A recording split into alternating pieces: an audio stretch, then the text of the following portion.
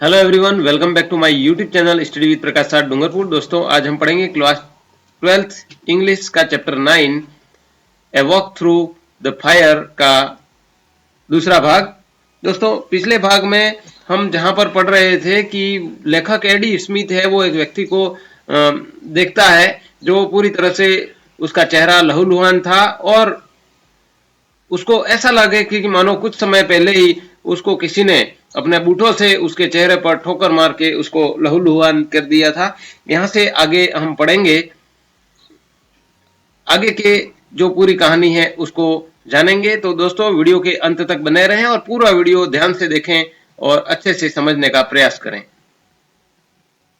Not for the first time in my life, I then wished that I was a good soldier. Not for the first time. यह मेरे जीवन में पहली बार नहीं था। First time in my life, ये मेरे जीवन में पहली बार नहीं था। I then wished that I was good soldier, जब मैंने चाहा कि मैं काश में एक अच्छा सैनिक होता। विश्ड यानी काश, चाहा कि मैं एक अच्छा सैनिक होता। I was a good soldier who जो always carried his field dressing kit in the specially provided pocket of his slacks, जो अपने साथ सदैव पायजामे की विशेष रूप से बनी हुई जेब में क्या है,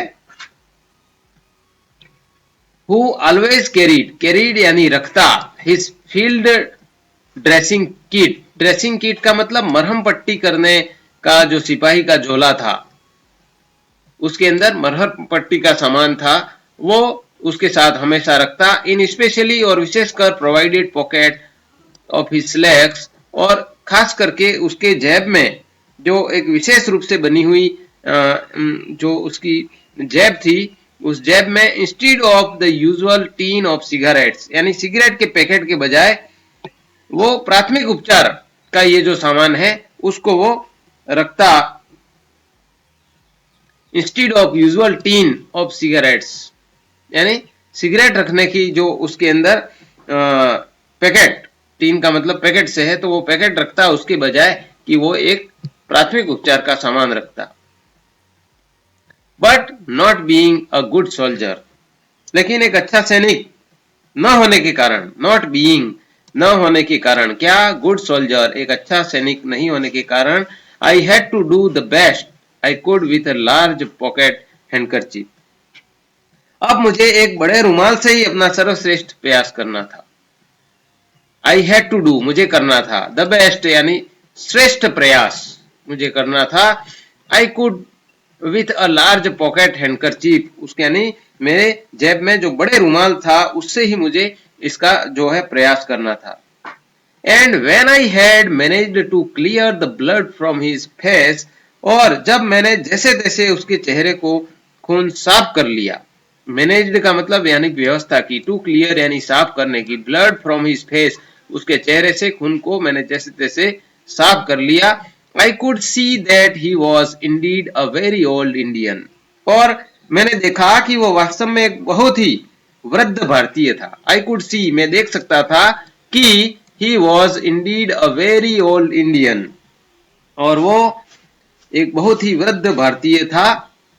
and I was beginning to get more than a little worried, और मैं पहले से अधिक चिंतित होने लगा। I was beginning to get more than a little worried, more than यानी पहले से भी ज्यादा, वरीड यानी चिंतित होने लगा। तो कहने का मतलब वो अपने आप को एक अच्छा सैनिक नहीं मानता है, इसलिए नहीं मानता है कि वो अपने जेब में सिगरेट के पॉकेट के बजाय वो जो है मरहम पट्टी का सामान है वो नहीं रखता था। मरहम, वो उस समय सोचता है लेखक यहाँ पर कि अगर मेरे पास मरहम पट्टी का सामान होता तो शायद यहाँ पर काम आता, इसलिए वो कह रहा है कि मैंने जैसे तैसे करके मेरे रुमाल से उसके खून को साफ किया। He had evidently taken a severe beating, और एविडेंटली का मतलब स्पष्ट रूप से, टेकन ए सीवियर बीटिंग यानी कष्टदायक मारपीट, यानी निश्चित रूप से उसे बेरहमी से पीटा गया था। एविडेंटली यानी स्पष्ट रूप से, निश्चित रूप से, टेकन ए सीवियर बीटिंग यानी उसे बेरहमी से, बुरी तरह से, सीवियर कष्टदायक, बीटिंग यानी मारपीट करना, तो कष्टदायक बुरी तरह से उसके साथ मारपीट की थी। And I didn't want to move him, और मैं उसे हिलाना भी नहीं चाहता था। मूव का मतलब हिलाना। Because I did not know, क्योंकि मैं नहीं जानता था, did not know what internal injuries he might have, और उसको आंतरिक रूप से क्या क्या चोटें आई थी उसके बारे में मैं नहीं जानता था। इंटरनल इंजरीज यानी आंतरिक रूप से उसको जो चोटें आई थी उसके बारे में मैं नहीं जानता था। ऑन द अदर हैंड, और दूसरी तरफ, दूसरी ओर, I didn't feel I could leave him, और मैं महसूस कर रहा था कि I could leave him where he was while I drop on the camp for help, और मैं उसे छोड़ करके, यानी कहने का मतलब कि शिविर में जाकर सहायता मांगने तक उसे ऐसी गंभीर स्थिति में वहां छोड़ा भी नहीं जा सकता था। आई डिडंट फील, मैं यानी ऐसा मैं नहीं चाहता था कि आई कुड लीव हिम, मैं उसे छोड़ूं, हिम वेयर ही वॉज, जहां पर वो था, while I drove on to the camp, जब मैं गाड़ी चला करके वापस कैंप में जाऊं और उसकी सहायता वहां से यानी मांगने के लिए। तो कहने का मतलब मेरे पास इतना जो है समय नहीं था।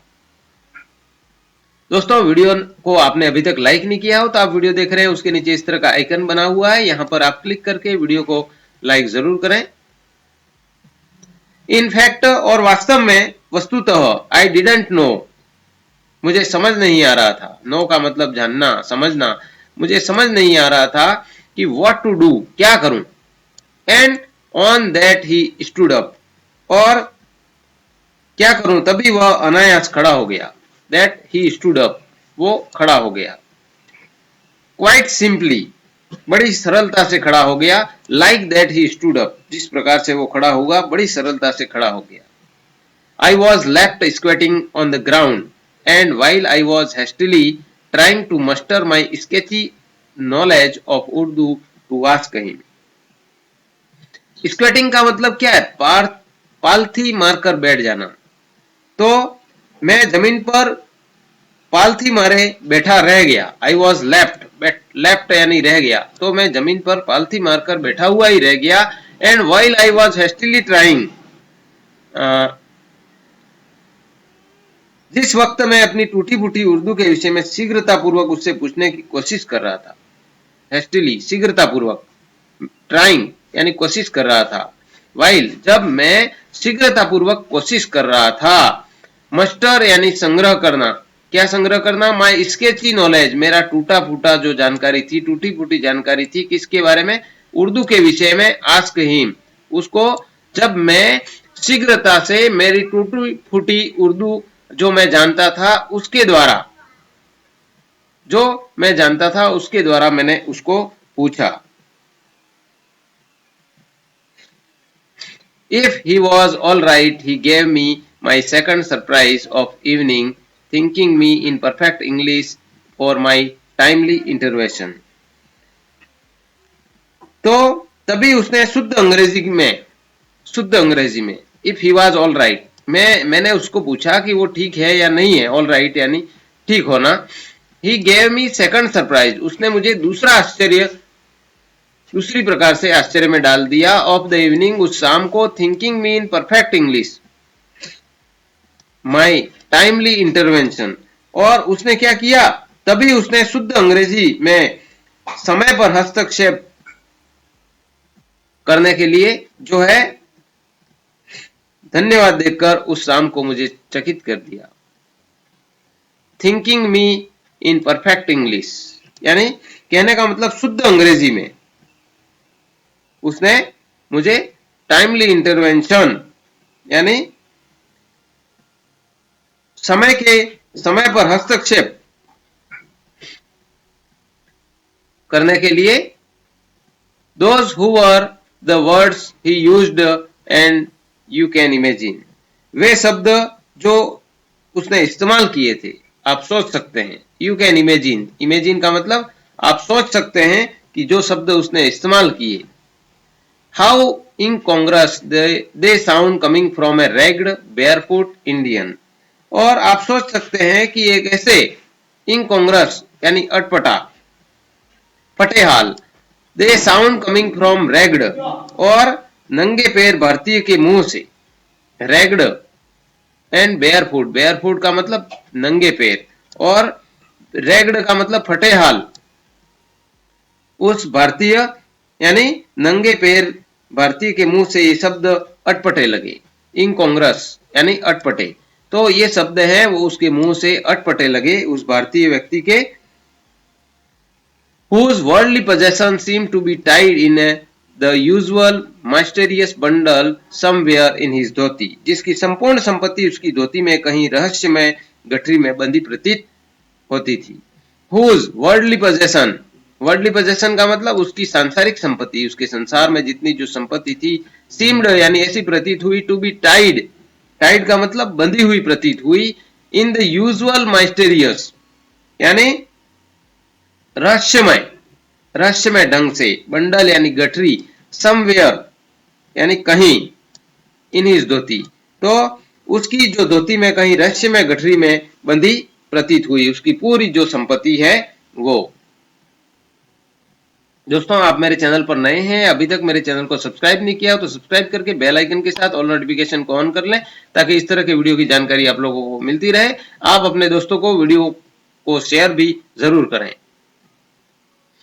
He then went on to tell me that his excellence had been two Anglo-Indian youth, और फिर वह मुझे बताने लगा, went on to tell यानी बताने लगा, me यानी मुझे, फिर वह मुझे बताने लगा कि his excellence, excellence का मतलब आक्रमणकारी, जो हमलावर थे, had been two Anglo-Indian youth, और वो दो आंग्ल भारतीय युवक थे। यूथ का मतलब युवक थे, एंग्लो इंडियन का मतलब आंग्ल भारतीय युवक थे जिन्होंने उस पर हमला किया। But he had not suffered too greatly at their hands, क्योंकि वो उनके हाथों, लेकिन वो उनके हाथों ज्यादा पीड़ित इसलिए नहीं हुआ। सफर्ड का मतलब पीड़ित, टू ग्रेटली यानी ज्यादा, देयर हैंड्स उनके हाथों, तो उनके हाथों वो ज्यादा पीड़ित इसलिए नहीं हुआ, because he had known that, क्योंकि वो जानता था, I would be coming along shortly and would stop, उसे पता चल गया था कि मैं शीघ्र ही वहां पहुंच जाऊंगा और उन्हें रोक दूंगा। I would be coming along shortly, shortly का मतलब शीघ्र ही मैं वहां पहुंच जाऊंगा, और वुड स्टॉप और उनको रोक दूंगा। And he had therefore covered his face with his hands and pretended to be unconscious, इसलिए उसने अपने दोनों हाथों से अपना चेहरा ढक लिया और बेहोश होने का बहाना किया। So he had, therefore इसलिए उसने covered his face अपना चेहरे को ढक लिया, with his hands अपने हाथों के द्वारा उसने अपने चेहरे को ढक लिया, and pretended, pretended का मतलब बहाना किया उसने, to be unconscious यानी बेहोश होने का बहाना किया। When asked him why the two youths had beaten him up, और जब मैंने उससे ये जानना चाहा, asked him उसको पूछा, उन दोनों युवक ने उसके साथ मारपीट क्यों की, why the two youths उन दोनों युवक ने had beaten him up उसको क्यों पीटा, उसके साथ मारपीट क्यों की। He brushed my question aside, तो उसने मेरे प्रश्न को टाल दिया। brushed my question aside का मतलब क्या है, मेरे प्रश्न को टाल दिया। So I didn't press the point, इसलिए मैंने बात पर जोर नहीं दिया, इस बात पर मैंने भी ज्यादा जोर नहीं दिया। didn't press the point, उस पॉइंट को मैंने फिर से नहीं दबाया, यानी उस बात पर मैंने फिर से जोर नहीं दिया। I then asked him, और फिर उसको मैंने पूछा, तब मैंने ये भी जानना चाहा कि how he had known that, वह उसको कैसे पता चला कि I would come to his rescue, उसे कैसे मालूम हुआ कि मैं उसको बचाने आने वाला हूं, उसका बचाव करने के लिए आने वाला हूं। But the only reply, लेकिन इस प्रश्न का उसने एकमात्र मुझे उत्तर है वो कुछ इस तरह से मिला, I got this question was, इस क्वेश्चन का उत्तर है वो मुझे इस तरह से मिला कि something are known to all, कुछ बातें सबको मालूम होती हैं। समथिंग यानी कुछ बातें, आर नॉन टू ऑल सब जानते हैं, सबको मालूम होती है साहेब, others to only a few, और लेकिन दूसरी बातें बहुत कम लोगों को, अदर्स यानी वर्ड्स टू दैट इफेक्ट, जिन पर उस शब्दों का प्रभाव पड़ता है। यानी कुछ बातें सबको मालूम होती हैं, लेकिन दूसरी बातें बहुत कम लोगों को, यानी वर्ड्स दैट इफेक्ट, जिन पर उनका असर होता है। I was trying to work out a tactful way of asking him how he came by his excellent knowledge of English. मैंने उससे यह जानने का कुशल तरीका सोच ही रहा था। I was trying, मैं कोशिश कर रहा था, to work out a tactful way. tactful way का मतलब कुशल तरीका, चतुर तरीका मैं सोच रहा था, मैं उसकी कोशिश कर रहा था। आस्किंग हिम, उसको पूछने की, how he came by his excellent knowledge of English, उसे अंग्रेजी भाषा का उत्कृष्ट ज्ञान उसने कैसे प्राप्त किया। एक्सीलेंट नॉलेज का मतलब उत्कृष्ट ज्ञान है, वो अंग्रेजी भाषा का उसने कैसे प्राप्त किया। When he stopped me in my tracks by remarking, और तब उसने टिप्पणी करते हुए मुझे बीच में ही रोक दिया। Stopped me in tracks, tracks का मतलब बीच में, मुझे बीच में ही रोक दिया। बाय रिमार्किंग यानी टिप्पणी करते हुए उसने मुझे बीच में ही रोक दिया। How the body is covered is of no importance, यानी यह महत्वपूर्ण नहीं है कि किसी व्यक्ति का पहनावा कैसा है। बॉडी इज कवर, उसने अपनी बॉडी को किस प्रकार से ढक रखा है, यानी उसने कैसा पहनावा पहन रखा है, वो इतना महत्वपूर्ण नहीं है।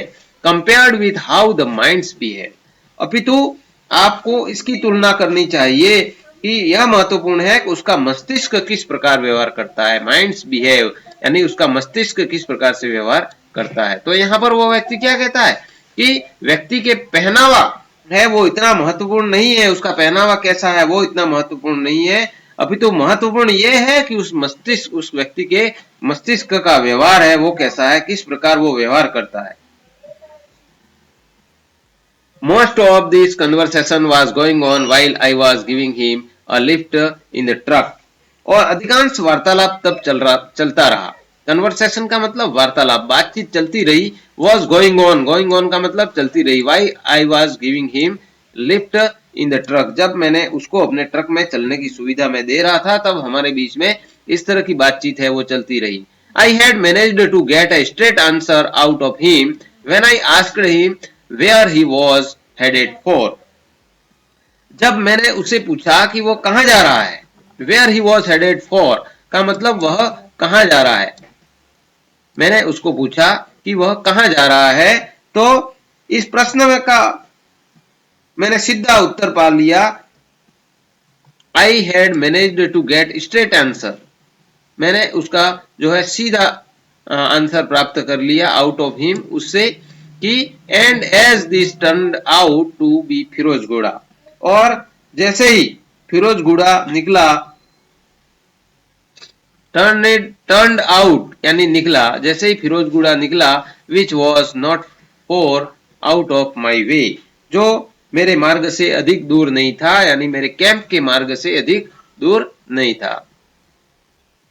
आई had invited to him to hop, और मैंने उसे, हॉप का मतलब शीघ्रता से, झटपट ट्रक में चढ़ जाने के लिए मैंने उसे आमंत्रित किया, उसे कहा। And travel in comparative comforts at the expense of the British army, और अंग्रेज सेना के खर्च पर तुलनात्मक रूप से अधिक सुविधाजनक यात्रा करने पर, यानी मैंने कहा उसका निमंत्रण किया। ट्रैवल इन कंपैरेटिव तुलनात्मक रूप से, कंफर्ट्स का मतलब सुविधाजनक, at the expense of the British army, British army के इस खर्च पर, यानी तुलनात्मक रूप से अधिक सुविधाजनक यात्रा करने का मैंने उसको निमंत्रण दिया। दोस्तों वीडियो कैसा है उसके बारे में अपने कमेंट जरूर करें। We soon reached his destination, और जल्दी ही हम उसके यानी गंतव्य स्थल तक पहुंच गए। डेस्टिनेशन का उसका गंतव्य स्थान, यानी जहां उसको जाना था उस स्थान को गंतव्य कहते हैं, तो वहां हम पहुंच गए। Whereupon he thanked me once again, और वहां पर जिस पर उसने मुझे फिर से यह कहते हुए धन्यवाद दिया। Thanked me once again, whereupon यानी जिसके बाद, जिस पर उसने मुझे एक बार फिर धन्यवाद दिया। एंड सेड, और कहा, that he would return my handkerchief after it had been cleaned next time we met. Next time we met यानी अगली बार जब हम मिलेंगे तो मैं तुम्हारा जो हैंडकरचीफ है, जो हाथ रुमाल है उसको मैं साफ करके लौटा दूंगा। I was about to ask him how he proposed to arrange our next meeting. और मैं उससे पूछने ही वाला था। I was about to ask यानी मैं पूछने ही वाला था him यानी उससे how he proposed to arrange our next meeting। तो वह हमारे साथ यानी जो उसने अगली भेंट की व्यवस्था करने का प्रस्ताव कैसे रख दिया।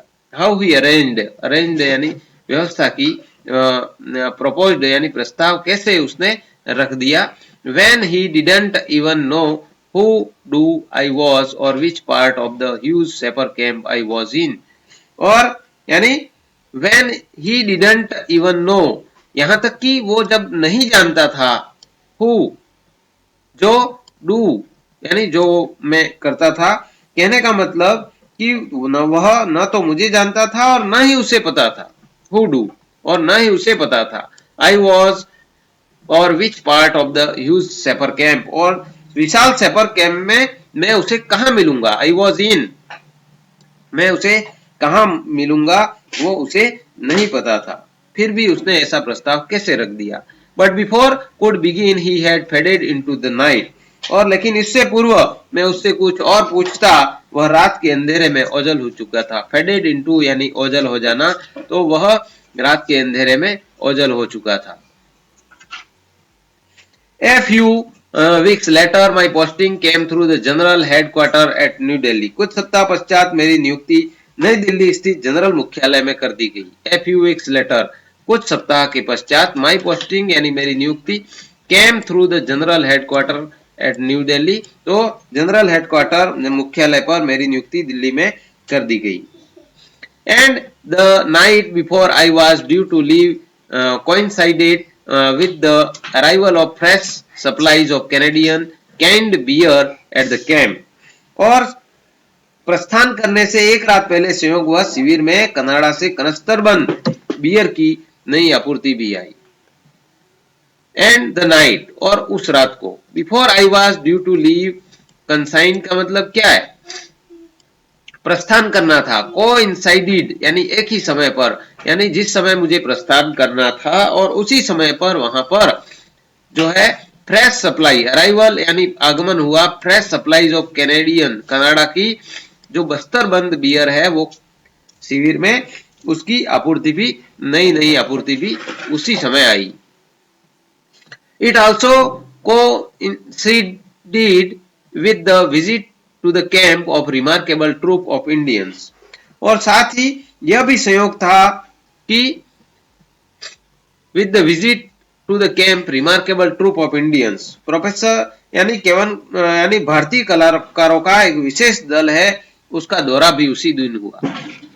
विजिट टू द कैंप यानी कैंप का दौरा, रिमार्केबल ट्रूप ऑफ इंडियंस यानी भारतीय कलाकारों का एक विशेष दल, विशिष्ट ट्रूप यानी दल वहां पर कैंप में पहुंचा। Lead by gentleman known as professor Rao, और यानी वो जो दल पहुंचा वो प्रोफेसर राव जैसे भद्र व्यक्ति, जेंटलमैन भद्र व्यक्ति के नेतृत्व में वहां पर वो आए।